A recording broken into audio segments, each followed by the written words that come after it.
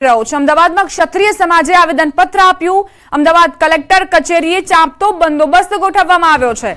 ક્ષત્રિય સમાજ જે આવેદનપત્ર આપીને મામલતદાર કચેરી હોય કે પછી કલેક્ટર કચેરી હોય અલગ અલગ રાજ્યભરમાં આ જ પ્રકારે વિરોધ દર્શાવીને અને કચેરીઓમાં આવેદનપત્ર આપી પોતાની રજૂઆત કરી રહ્યો છે। ત્યારે ક્ષત્રિય સમાજે અમદાવાદમાં પણ એ જ ઘટનાક્રમને દોહરાવ્યો। સંવાદદાતા સંજય જોડાઈ ગયા છે વધુ જાણકારી સાથે। संजय, क्षत्रिय समाजे आवेदन पत्र आप्યું છે અમદાવાદ કલેક્ટર કચેરીએ, શું જાણકારી? બિલકુલ દીપા, જે પ્રકારે પુરુષોત્તમ રૂપાલા જે નિવેદન હતું અને તેના લઈને ક્ષત્રિય સમાજમાં જે રોષની લાગણી ફેલાઈ હતી ને આ મામલે અલગ અલગ જિલ્લાઓમાં ક્યાંક ક્ષત્રિય સમાજ દ્વારા વિરોધ પ્રદર્શન અને આવેદન પત્ર રેલી જેવા કાર્યક્રમો જે છે યોજવામાં આવી રહ્યા છે અને તે જ પ્રકારે જે અમદાવાદના કલેક્ટર કચેરી ખાતે પણ આ જ વિરોધ પ્રદર્શન જે છે તે જોવા મળ્યું અને રેલી સ્વરૂપે ક્ષત્રિય સમાજના મોટી સંખ્યામાં લોકો એકત્રિત થયા હતા અહીંયા અને કલેક્ટરને આવેદનપત્ર આપ્યું છે। વિરોધ પ્રદર્શન જે છે તે કરવામાં આવ્યું હતું અને જે પ્રકારે તેઓની જે માંગ જે છે કે રૂપાલાની ઉમેદવારી જે છે તે ક્યાંક ને ક્યાંક રદ થવી જોઈએ તે માંગ પર તેઓ અડગ છે અને જો આ માંગ સ્વીકારવામાં નહીં આવે તો આગામી દિવસોમાં મહાસંમેલન ઉપરાંત માત્ર આ ગુજરાત પૂરતું આ આંદોલન સીમિત નહીં રહે અને અન્ય રાજ્યોમાં પણ આ આવેદન જે છે આંદોલન જે છે તે પ્રસારવાની ચીમકી ઉચ્ચારવામાં આવી છે। જી આભાર સંજય જાણકારી આપવા માટે। તો માત્ર રાજ્યભર સુધી જ આંદોલન સીમિત નહીં રહે પરંતુ દેશભરમાં ક્ષત્રિય સમાજ એકજૂથ થઈને અને આ જ રીતે આવેદનપત્ર આપશે, પોતાનો વિરોધ કરશે, પોતાની રજૂઆત હાઈકમાન્ડ સુધી પહોંચાડશે। ભાજપ હાઈકમાન્ડને આ માંગ કરવામાં આવી રહી છે કે રૂપાલાની ઉમેદવારી રદ કરવામાં આવે। રૂપાલા વિવાદના સમાધાન માટે ભાજપના પ્રયાસ। ગાંધીનગરમાં પાટીલના ઘરે મહત્વની બેઠકનું આયોજન। બેઠકમાં સીએમ ભૂપેન્દ્ર પટેલ પણ હાજર। ભાજપના ક્ષત્રિય આગેવાનો સાથે આ બેઠકનું આયોજન કરાયું છે। વિવાદના સમાધાન અંગે ચર્ચા કરવામાં આવશે। તો ભાજપ એક્શનમાં ડેમેજ કંટ્રોલ કરવામાં આવી રહ્યું છે અને બેઠકનો દોર જોવા મળી રહ્યો છે। हमारा संवाददाता विभू जोड़ाई गया है વધુ જાણકારી સાથે। વિભુ, ડેમેજ કંટ્રોલની જે કામગીરી છે તે તો હવે સીઆર પાટીલે પોતે જ હાથ ધરી છે, શું જાણકારી આપની પાસે?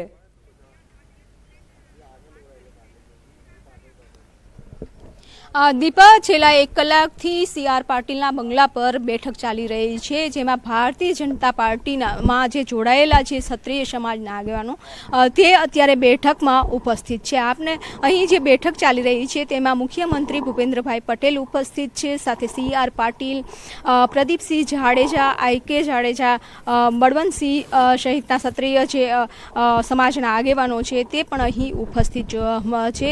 છેલ્લા 1 કલાકથી ચર્ચા ચાલી રહી છે। ક્ષત્રિય સમાજમાં જે વિરોધ જોવા મળી રહ્યો છે કે રૂપાલાની ઉમેદવારી રદ થવી જોઈએ એ માંગ ઉપર તેઓ અડગ છે। અલગ અલગ વિસ્તારોમાં આવેદન આપી રહ્યા છે, સાથે સોશિયલ મીડિયામાં પણ પોસ્ટ કરી વિરોધ નોંધાવી રહ્યા છે। તેવા સંજોગોમાં હવે ડેમેજ કંટ્રોલ કરવા માટેની કવાયત છે તે હાથ ધરવામાં આવી છે। અત્યારે જે રીતે બેઠક છે તે લગાતાર ચાલી રહી છે, ચર્ચાઓ કરવામાં આવી રહી છે કે સમાધાનનો કોઈ રસ્તો નીકળે, જેના કારણે એક રાજકોટ સીટ નહીં પરંતુ બીજી બધી સીટો ઉપર પણ ત્યાં ડેમેજ કંટ્રોલ કરવું પડે, કારણ કે ક્ષત્રિય સમાજ એટલે કે દેશભરના ક્ષત્રિય છે તે એક થઈ રહ્યા છે અને વિરોધ નોંધાવી રહ્યા છે। વિભુ, આ પહેલા જયરાજસિંહ જાડેજાને કમાન સોંપવામાં આવી હતી, તેમણે એક સંમેલન કર્યું, તેમાં પણ બેઠક થઈ અને રૂપાલાની સામે ઘણા એવા ક્ષત્રિયો એવું પણ કહ્યું કે તેમને માફ કરી દેવા જોઈએ, પરંતુ એક વર્ગ છે જે પીછેહટ કરવાના મૂડમાં નથી, શું તેના ઉપર જ ફોકસ કરાશે હવે?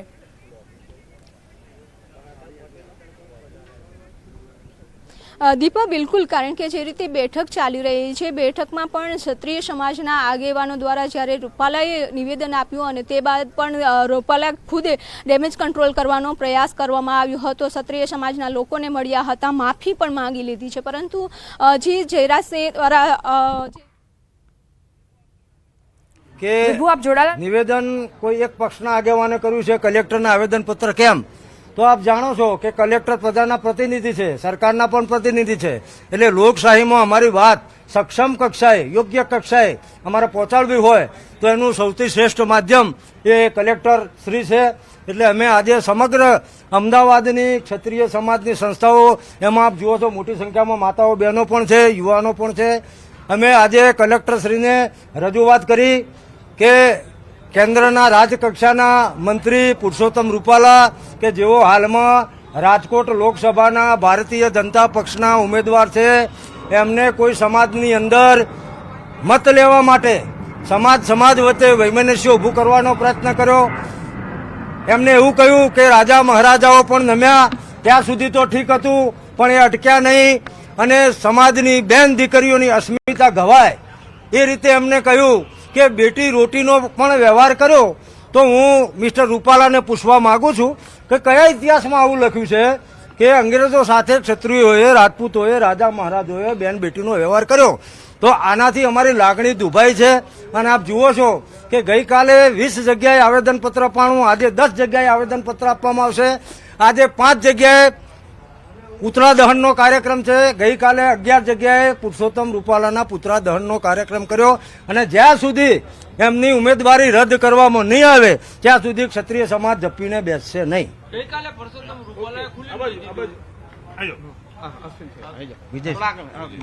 વિજયસિંહ પછી અમારા સંવાદદાતા વિભુ પટેલ જોડાયેલા છે, તેમની પાસેથી વધુ જાણકારી લઈએ. જી વિભુ, આપ આપની વાત પૂરી કરશો.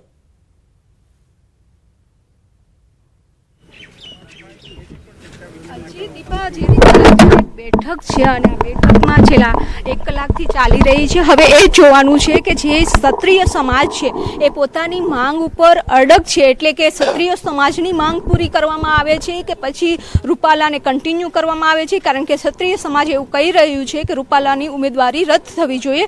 અને બીજી બાજુ છે ભારતીય જનતા પાર્ટી દ્વારા ડેમેજ કંટ્રોલ કરવાની સમાધાન થઈ જાય અને તે માટેનો એક પ્રયાસ કરવામાં આવી રહ્યો છે. વિભુ, રૂપાલા પહેલાથી જ કહી ચૂક્યા છે કે સમાજ છે, ક્ષત્રિય સમાજ, તેને હક છે વિરોધ કરવાનો, પરંતુ સાથે તેમણે એ પણ કહ્યું કે એ અફવા છે કે તેમની જગ્યાએ, તેમના સ્થાને અન્ય કોઈ ઉમેદવારને મેદાનમાં ઉતારવામાં આવી શકે છે. કેવા પ્રકારનું વલણ રહેવાનું છે ભાજપ હાઈકમાન્ડનું, શું લાગી રહ્યું છે આપને?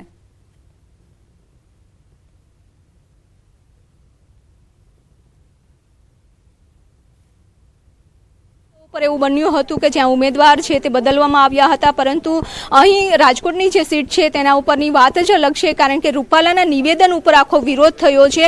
એટલે કે હવે સમાધાનનો એક પ્રયાસ કરવામાં આવી રહ્યો છે, કારણ કે જો સમાધાન થઈ જાય તો રૂપાલાની ટિકિટ કન્ટિન્યુ કરવામાં આવે, પરંતુ જે રીતે વિરોધ થઈ રહ્યો છે તે વિરોધને પણ કે ડેમેજ કંટ્રોલ કરવા માટે ભારતીય જનતા પાર્ટી છે સતત પ્રયાસ કરી રહી છે કે તેમના જે ક્ષત્રિય સમાજના આગેવાનો છે તેને બોલાવી અને ચર્ચા કરી રહી છે. રૂપાલાજીએ માફી માંગી લીધી છે, પરંતુ જે ક્ષત્રિય સમાજ છે તે માનવા માટે તૈયાર નથી અને તેઓની એક જ માંગ છે કે રૂપાલાની ટિકિટ છે તે રદ થવી જોઈએ, ઉમેદવાર બદલવામાં આવે. પરંતુ હવે જોવાનું એ જ છે કે આ સતત બેઠક ચાલી રહી છે ડેમેજ કંટ્રોલ કરવાની, તેમાં શું નિર્ણય કરવામાં આવે છે.